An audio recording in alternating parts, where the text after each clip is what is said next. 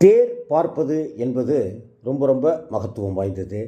தேர் திருவிழாவில் பல்லாயிரக்கணக்கான பக்தர்கள் கூடியிருக்கிற அந்த சமயத்தில் தேர் தரிசனம் செய்வது எண்ணற்ற பலன்களை தரும் அப்படிங்கிறது நம்மள பல பேருக்கு தெரியாது. தேரை வடம் பிடிச்சி இழுத்தாதான் புண்ணியம் அப்படின்னு நம்ம நினச்சிட்ருக்குறோம். ஆனால் தேர் பார்த்தாலே புண்ணியம். ஏன் தெரியுமா? தேர் மகாலட்சுமியின் வடிவங்களில் ஒன்றாக போற்றப்படுகிறது. அது மட்டும் இல்லை, தேர் திருவிழா மாதிரியான தருணங்களில் தேர் சக்கரங்களில் தேங்காய் வைத்து சிதறுகாய் அடித்து வழிபடுவது மிக மிக உன்னதமானது, மகாலட்சுமியின் பேரருளை தந்துள்ளக்கூடியது.